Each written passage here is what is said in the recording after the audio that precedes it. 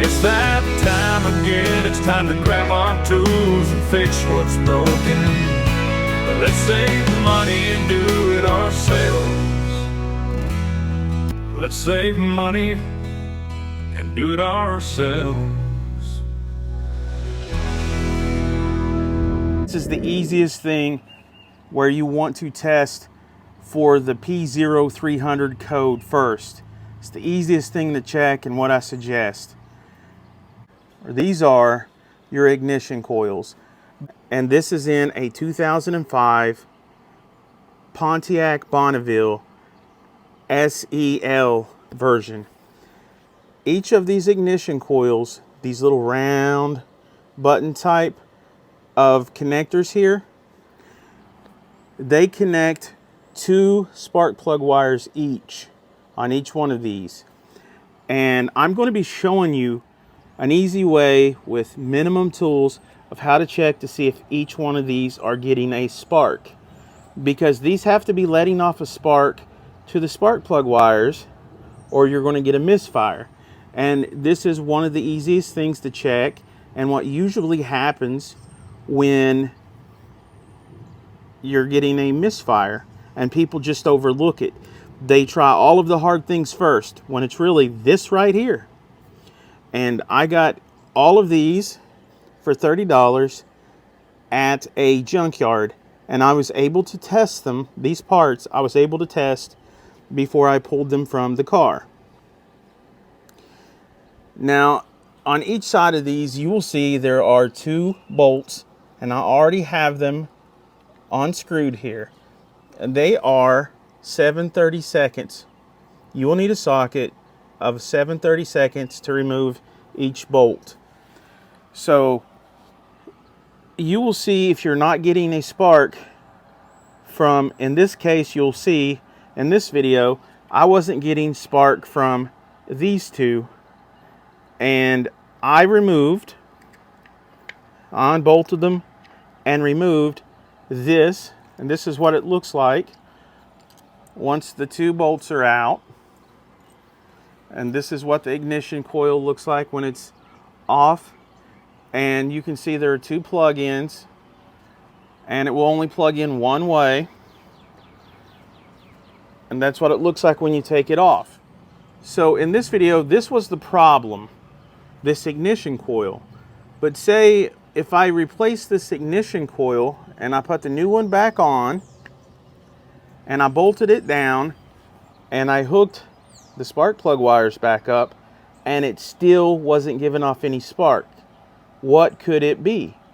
Well, if you tested the ignition coil and it's not that, well then you take the ignition coil back off, you unbolt the other ignition coils like so, and this one like so, and then there is this piece here. This piece is called an ignition control module. I have already cleaned it a little bit. It may have a little more grease or grime on it, but I took an old toothbrush and I cleaned it up. And you will see for each ignition coil there are 2 prongs where it sets on, and then there are 2 bolt holes where they bolt down. Now when this is connected to your car, this will have a cable, and it will be plugged into it, and you'll have to have a 7mm socket. And you undo the 7mm socket and you just pull that ribbon off, and then you can take this ignition control module off, because the only thing that is controlling it, the only thing that is holding it in place of where it sets, are these 3 ignition coils here. When they're setting on top of it, these 2 bolts on each of these ignition coils holds this ignition control module in place. So when these 3 are removed, you can lift this up, move it around freely, and you can go to the back of that connector cable, take the 7mm bolt off with the 7mm socket, pull it out, clean it up a little bit with an old toothbrush or something that you're not going to use, clean the back plate, look for corrosion, you know, you'll want to clean it up, and then You put your new part that you harvested from the junkyard in, or if you bought new parts, you're going to install it the same way. You put it in, then you're going to connect, cable back, lock down the 7mm bolt, and then these have a plug in for these prongs, and only set one way. You set them back in. Once you set them back in, you bolt down these bolts here, each of them. It's about 8 inch-pounds.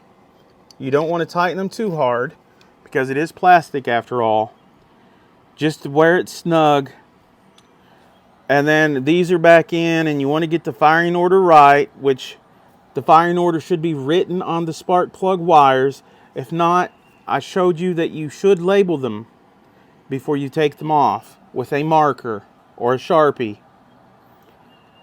And then you put the spark plug wires back on, and then you check to make sure you're getting a spark from each of these metal poles here.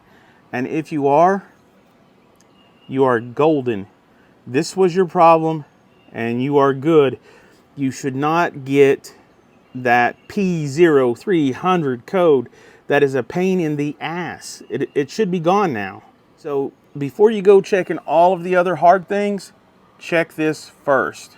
I hope that this video helped you. If you're still having the same problems, then there are a plethora of other things that could be causing it. Like I said, this is the most simple thing to test. So if this video helped you at all, please smash that like button, subscribe to the channel. I thank you for tuning in. Until next time, I will see you later.